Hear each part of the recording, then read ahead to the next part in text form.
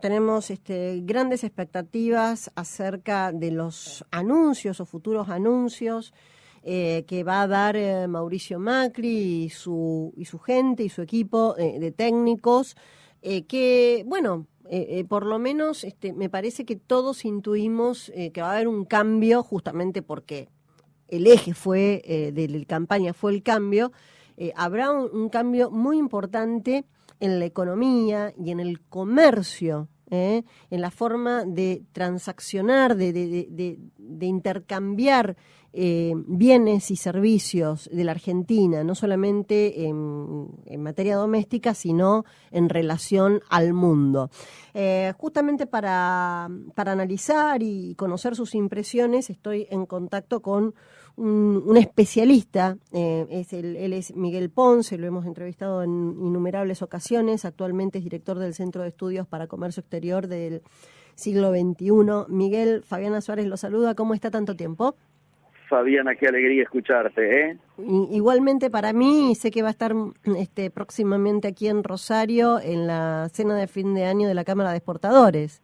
Así es, de la Cámara de Comercio Exterior. De la Cámara de Comercio Exterior, exacto. Correcto, sí, estoy el próximo día 3 en el evento anual que hacen ellos y ahí vamos a poder profundizar, espero verte, vamos a poder profundizar la etapa que va a empezar exactamente una semana después, ¿no es cierto? El día 10, cuando ya se produzca el recambio constitucional y estén ya en funciones plenas las nuevas autoridades. Claro.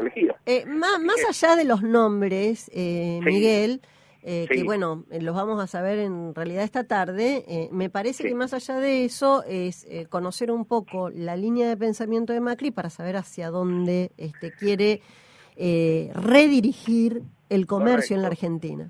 Correcto. Por suerte, en la primera conferencia de prensa como presidente electo el día lunes, ya dio los grandes lineamientos, y los grandes lineamientos vienen coincidiendo con lo que nosotros veníamos trabajando, con los equipos conjuntos, precisamente en el Centro de Estudios para el Comercio Exterior del siglo XXI, donde lógicamente tenemos a los especialistas pertenecientes a todas las alternativas políticas y económicas del país, y hemos logrado establecer políticas de Estado. Obviamente, en esta primera conferencia, ¿cuáles fueron los tres grandes ejes en términos de lo que tiene que ver con esto que me está preguntando? Número uno, una integración inteligente al mundo, es decir, planteó volver al mundo a que Argentina sea un protagonista en los marcos de las reglas de juego que hoy se maneja la Organización Mundial de Comercio, lo que implica, por supuesto, adaptar el comercio exterior administrado, que por supuesto en términos políticos llegó para quedarse, pero adaptarlo a las reglas de juego que la propia organización de la que Argentina forma parte ha establecido como reglas, ¿no es cierto? Entonces, si bien el día 31 deberían finalizar, de acuerdo a lo que firmó Argentina y aceptó el fallo del último panel que se perdió en la OMC, y se deberían levantar las declaraciones juradas anticipadas de importación, el propio gobierno actual ha firmado esto, la idea es que en estos momentos, por eso es una primicia del día de hoy, está viajando una misión a la Organización Mundial de Comercio, a Bruselas, para intentar que en este marco de políticas graduales pueda organizarse, pedirse una prórroga de unos 3 meses, 4 meses, para organizar una salida ordenada de un mecanismo, ¿no es cierto?, como ha sido el de las declaraciones juradas anticipadas de importación, que significaron un verdadero cepo, no solo para la actividad comercial, ¿no es cierto?, sino para la actividad productiva, porque vos recordarás que siempre lo hemos charlado con vos, arriba del 90% de lo que ingresa a la Argentina está destinado a la producción de la industria, del campo, de la infraestructura de servicios públicos y privados, y ahora eso se ha acentuado más porque el 80% de lo que importa a la Argentina lo importan empresas exportadoras. Con lo cual, pegarle hoy a la importación es pegarle a la exportación de una manera directa. El segundo elemento, la jerarquización del Mercosur, ¿no es cierto? Lo dijo en su conferencia de prensa, estamos hablando de un Mercosur dinamizado, pero además Argentina, en lugar de aparecer trabando iniciativas de integración como es el Acuerdo Unión Europea-Mercosur, que Argentina sea un actor para que ese tipo de acuerdo se acelere. Y el último punto que sí nos ha sorprendido a todos, porque significa un paso adelante muy grande en términos de lo que es la integración al mundo, es que dijo, miremos Asia, miremos el TPP, o sea, el Tratado, ¿no es cierto?, Transpacífico, y esto objetivamente viene a modificar el actual tablero de manera muy positiva. Quería detenerme sobre este último punto que es más desconocido para nosotros, porque en definitiva lo que estuvimos explorando en los últimos años fueron los países africanos. Absolutamente. La noticia económica más importante del año ha sido la integración del TPP, o sea, el Tratado Transpacífico, que unifica Estados Unidos con los países de Asia en un único mercado y zona de libre comercio.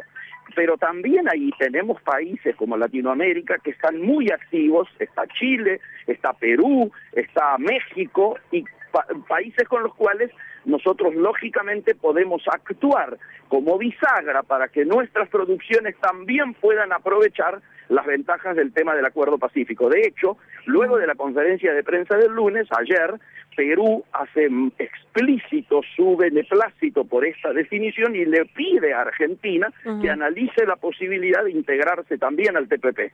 Qué bueno. ¿Y qué sectores tendrían o deberían tener más expectativas con esta nueva puerta? Yo te diría que lo más importante en los procesos de integración es que previamente nosotros tengamos encarada y resuelta, de ser posible, la agenda de la competitividad.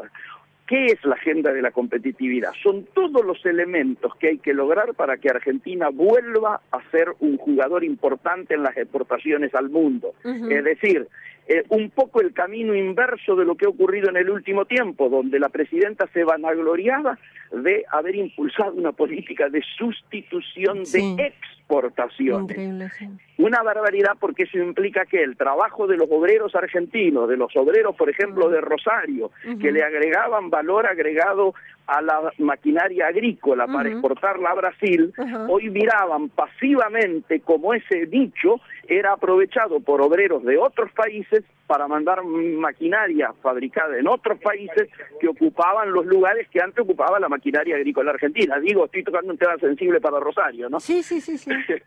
Entonces, este es un tema. El segundo tema es que levantemos la mirada y nos pongamos de acuerdo con nuestro principal socio comercial en la compatibilización de políticas comunes, particularmente, y esto tiene que ver con el retraso cambiario, con la política cambiaria que adoptemos frente al superdólar. Mientras Brasil, frente al superdólar, devaluó para no perder competitividad de su producción, nosotros en términos relativos sobrevaluamos, con lo cual en este momento la relación real peso es la peor en toda la historia, dificultando muchísimo la producción, que la producción argentina pueda ser exportada a Brasil en carácter competitivo. Ahí hemos perdido nichos muy importantes, todas nuestras economías regionales, por ejemplo, y esto es un tema que hay que resolverlo a la mayor brevedad posible. Te diría, antes del 10 de diciembre de ser posible. Claro, una cosa, son importantísimas las expectativas que las distintas economías regionales tengan, porque tener buenas expectativas es como que se aguantan y endurecen un poco más la espalda, que la deben tener charqueada, ¿no? Vencida, de todo lo que tuvieron que esperar. Pero cuando empezamos a hablar de estos procesos que, tienen que ver con negociaciones, tienen que ver con un reacomodamiento, me imagino que esto lleva un tiempo que la verdad que lo que no entendemos de la macro no alcanzamos a percibir. Si hay mucha gente, muchos productores, muchas pequeñas empresas dicen, ¿hasta cuándo tengo que esperar que esto cambie? Por supuesto.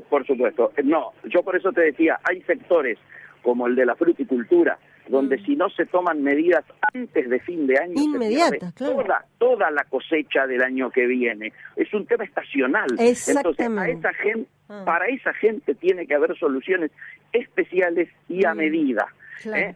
Podemos pensar en algún otro tipo de situaciones más generalizadas, el tema impositivo, el tema reintegros, ¿no es cierto?, el tema de qué hacemos con el IVA, qué hacemos con toda la carga impositiva, cómo damos crédito a la pequeña y mediana empresa vinculada a la producción. Todas estas cosas pueden ser pensadas no de manera, a lo mejor, de shock, pero hay ciertas políticas de shock, como esta que estamos tocando en el caso concreto de la fruticultura, que ameritan que no puedan ser dilatadas en el tiempo, porque significaría darle un certificado de muerte a las tareas que tienen que cumplimentar este año. Sí, me imagino que hay algunas prioridades de salvataje urgente, porque, sin duda.